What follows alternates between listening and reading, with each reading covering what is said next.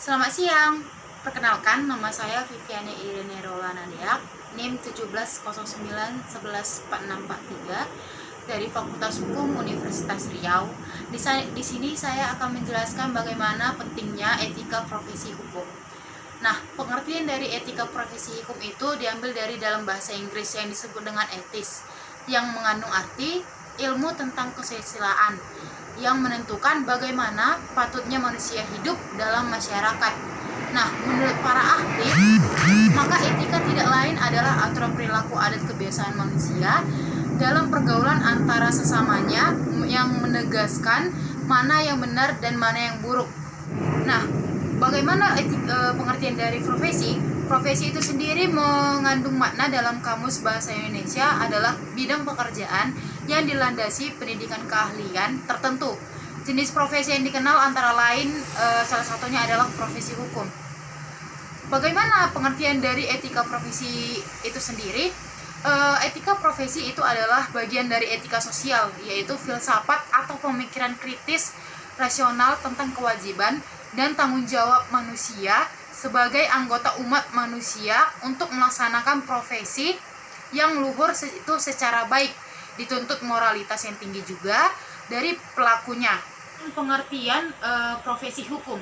Profesi hukum itu pengertiannya itu adalah profesi yang melekat pada dan dilaksanakan oleh aparatur hukum dalam suatu pemerintah, suatu negara. Profesi hukum dari aparatur hukum negara Republik Indonesia yang dewasa ini diatur dalam ketetapan MPR. Ketetapan MPR 2/MPR tahun 1993 tentang garis-garis besar haluan negara. Profesi hukum merupakan salah satu profesi yang menuntut pemenuhan nilai moral dari pengembannya. Nilai moral itu merupakan kekuatan yang mengarahkan dan mendasari perbuatan luhur. Setiap profesional hukum dituntut agar memiliki nilai moral yang kuat.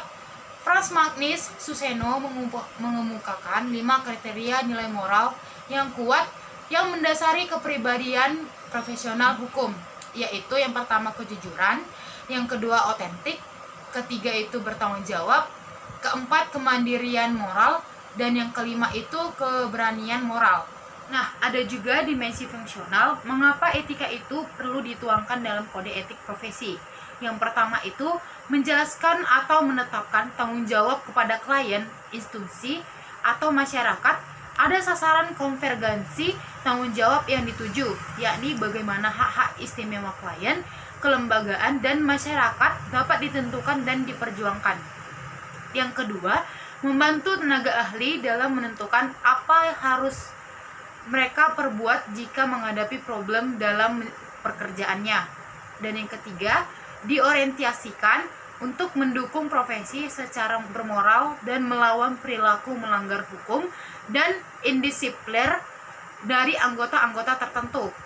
Yang keempat, sebagai rujukan untuk menjaga prestasi dan reputasi baik secara individu maupun kelembagaan. Dan yang terakhir, alasan mengapa kita pentingnya mempelajari etika profesi ini adalah yang pertama, untuk mendapatkan konsep yang sama mengenai penilaian baik dan buruknya perilaku atau tindakan manusia dalam ruang dan waktu tertentu. Yang kedua, mengarahkan perkembangan masyarakat menuju suasana yang harmonis, tertib, teratur, damai, dan sejahtera. Yang ketiga, mengajak orang bersikap kritis dan rasional dalam mengambil keputusan secara otonom. Yang keempat, etika merupakan sarana yang memberikan orientasi pada hidup manusia. Yang kelima, untuk memiliki kedalaman sikap, untuk memiliki kemandirian dan tanggung jawab terhadap hidupnya. Yang keenam, mengantar manusia pada bagaimana untuk menjadi baik. Yang ketujuh, sebagaimana norma yang dianggap itu berlaku, diselidikinya apakah dasar suatu norma itu dan apakah dasar itu membenarkan ketaatan yang dituntut oleh norma itu terhadap norma yang dapat berlaku. Yang kedelapan, etika mengajukan pertanyaan tentang legitimasinya, artinya norma yang tidak dapat mempertahankan diri dari pertanyaan kritis dengan sendirinya akan kehilangan haknya.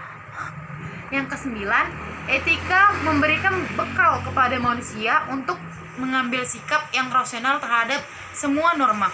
Dan yang ke-10, etika menjadi alat pemikir yang rasional dan bertanggung jawab bagi seorang ahli dan bagi siapa saja yang tidak mau diombang-ambingkan oleh norma-norma yang ada. Nah, itu saja, sekian yang dapat saya jelaskan. Sekian dan terima kasih.